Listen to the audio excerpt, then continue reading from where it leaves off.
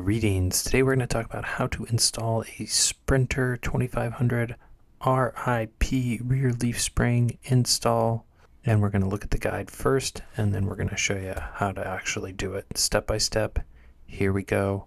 This is going to work for 2500 model Sprinter vans of both the 4-wheel drive, all-wheel drive, and 2-wheel drive varieties. This guide will tell you what to do. It will not tell you how to do it. It does not discuss technique or craftsmanship. So we're going to get into that today. Let's get started. So the crux of this, in terms of order of operations, is we got to get this pin, which is the middle mark of this leaf spring assembly, right over the center of this axle. And the other side of this bolt head's right under there. And I'll point it out real quick. Right there. That's got to be in the center. And if that's not in the center, you're going to have a bad time. So what we're going to do, just to help make that super crystal clear, is we've used a paint pen to paint the center on that. And then we'll use a straight edge to paint the center on this one. So then, again, my order of operations: get this centered, put my U-shackles on so that it can't move. Then we do front, and then we do back. The reason we do front next is because there's no additional shackle on that to help it move. The back one has a shackle on it that will help it move. The other disadvantage we have with this install is this driveway's tilted a little bit, so gravity's pulling these springs down this hill. That's another reason why we gotta put our U-shackles in first. But I would recommend that order of operations for any install. Now that we got the critical information out of the way, let's go back to the beginning where we're removing these suspension components. So we've jacked up the vehicle, we've taken the tire off, and now we are loosening the bolts that hold this leaf spring in place. So we take the nuts off, we take the bolts off, we take the U-shackles off, and then we transfer this shackle over to the new spring. And we're using just a little bit of red Loctite to do that. Once that's done, we can put our nut on, and then we can tighten it up to specification, which around 71 foot-pounds should be enough. This is a nut and bolt that you're not going to be able to retension once it's installed, so you got to get it right the first time, and that's why you want to get it right and use thread glue so it doesn't come loose once it's installed. Okay. On the 2-wheel drive variety install, you're going to switch this brake cable out. On the 4-wheel drive variety install, you're not going to do this. So it's easier to get the new leaf in if the brake cable's not there at all, and that's a technique you could apply for both types of installs, just to make it easier to get the new leaf in. And then you're always routing your cable over the new leaf, not under it. Clicked into place. It's perfectly center. Now we're going to get these U-shackles on. So the instructions recommend anti-seize. If I lived in a salty road area, I would do that. But we live in the Bay Area, and so I'm just going to use a solvent, which is water displacement 40, and that'll displace the water. Allow those threads to get,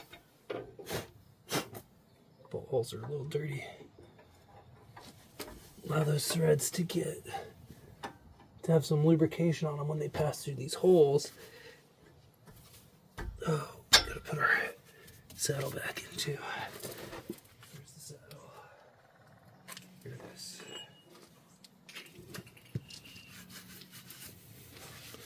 Let's get that saddle assembly really clean. You don't think it should be clean? I don't think it looks really clean. It looks cleaner. Look at the bottom. See any dirt on that? So any dirt sandwiched between this is gonna be like sandpaper. And that we want centered too. Just eyeballing it. I'm gonna put a line on my eyeball line. It's exact science over here.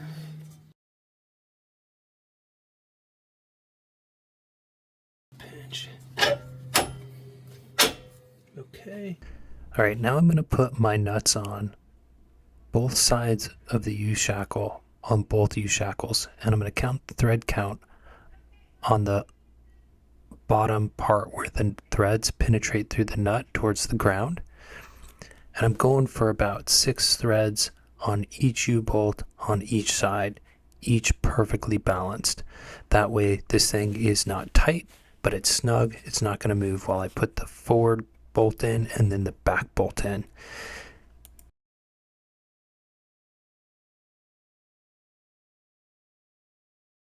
And now it's time to get our new brake line in. You can see that fuel line assembly on there. So we're just threading this T-nut in. Well, it's more like a flare nut, but we're getting it going using 5/8, I believe, but it might be 7/8. I'm not sure. It's actually not metric though. So just pull out wrenches until you find one that fits. Get that thing snug so that it's not leaking, but don't over tighten it and strip it. Now you can see that beautiful brake line and lots of space over that leaf spring. We can also see the misalignment of the front leaf spring and the bolt holes for that where it goes into the frame. The leaf spring needs to come back and it needs to go up a little bit to be in alignment. So that's what we're going to work on next, using our ratchet strap method for pulling it back and our jack on wheels under the axle for giving it a spot to roll on. All right, just to talk through what I just did, we have this jack, this floor jack that's on wheels. That's the only thing holding this whole side of the axle. We have a jack stand on the other side holding that side of the axle. And this thing's got wheels. Then we use this 40-pound rock bar, placed it right here on this leaf and then right here on this body panel, and I was able to pry this leaf and roll the axle back to get my holes in alignment. Now we got to try and get our bolt through. Punch, kind of holding the hole on that side. I'm going to try and get a hex wrench in on that side, and we'll see if this will be good enough. This is really important. Your shorty goes in the front, your long bolt goes in the back. Short, front. Additionally, I'm going to use the water displacement 40 on these threads, and I'm not going to put any thread locker on them. I'll just paint pin the tension, and then I'll inspect them when I'm at some key safety intervals. Okay, so that's a nice lubed up bolt. Let's set that down under there. Don't break the window behind you. I'm trying not to. And I'm pushing that way. Yeah, may go a little higher off so that plastic doesn't bend. Like this? Yeah, all right, hold up. Okay, tell me when. Hold up. All right, go back a little bit. Go back? Yeah, lever it to the back of the van, yeah. You're gonna try and lever to the back of the van. Okay, hold it right there. Okay. Very close, very close. Couple things to talk about. So when I take the punch out, without this rock bar holding the hole in place, it would just slide forward with gravity on this sloped slope. So my wife held the rock bar in place, held the hole in place. I was able to push the bolt most of the way through, and then because it's fully threaded, just put an impact on there and then tightened it, and it went all the way through. And then we were good to go. Front bolt in, easy peasy, lemon squeezy. That is the anchor for the ratchet strap. On the back side, we're going to use our handy dandy trusty ratchet strap to pull forward on the shackle because it's a little too far back, and our direction of pull angle is good. That's going to get this perfectly aligned, and we're going to put a bolt right through it. All right, getting things ready. A little bit of water displacement 40 on that bolt, get it nice and lubricated so that it can slide through easily. Hopefully displace any water that's in the hole it's going in. So we need that. Need a nut. Punches, wedges, or levers. Impact.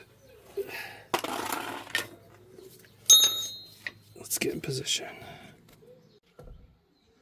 That is the hole we're trying to align.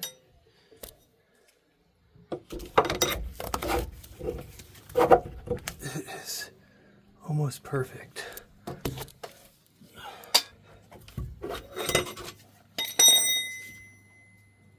Oh my gosh. All right, let's break tension on the ratchet strap.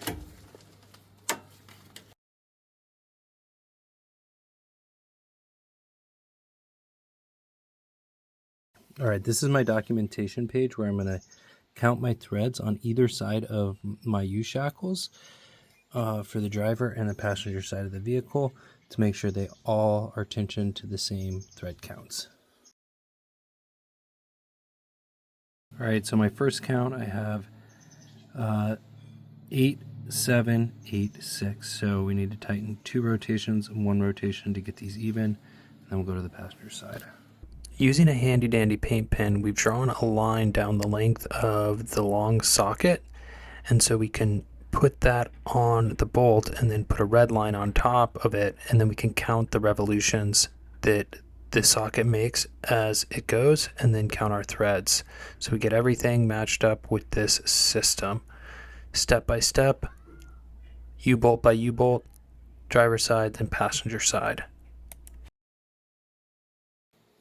Okay, so now we're balanced on both sides. We have thread counts of 8 on all 4 U-shackles. Now we're going to start tensioning these with a torque wrench and maintain our counts. So we'll go like 1 rotation here, 1 rotation here, 1 rotation here, 1 rotation here. We'll go to the other side, do the same thing. So at this point in the process, I have the torque wrench set to about 100 foot-pounds, so I have an idea of how much tension I'm getting on each of these bolts. And because they're 1 bolt on each side in a U shape, that tension's going to vary as you get your thread counts equal on all sides. The core thing is you don't want them too tight. You want them tight enough they're never going to come off under normal load, and you want those thread counts even. So that's what we did.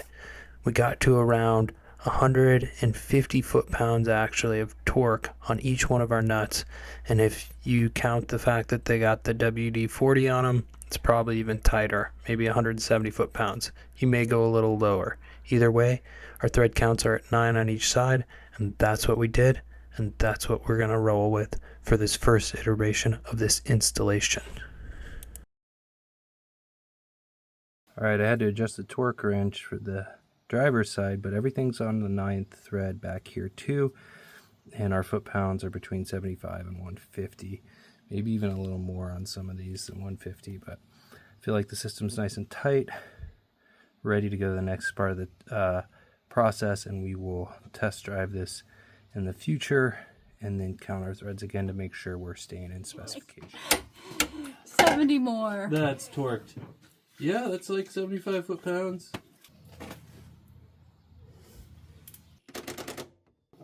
There it is. 75.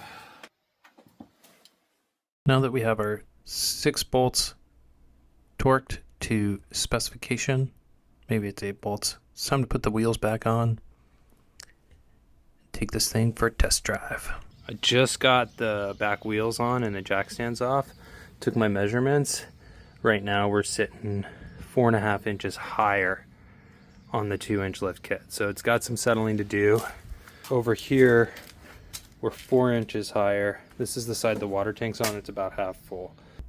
So yeah, the first impressions of the rib kit without the sway bar, which really isn't part of the kit, it's just a factory part I was missing. It's amazing. The low speed compression's better, the high speed compression's better. I'm not sure if it's the wheel spacers or just everything in between, but the van really does feel like it is glued to the highway in sort of like a magnetic sense. This kit, these leaf springs, total game changer. In any case, that's all I got for you today. Thank you for watching, and we will see you around.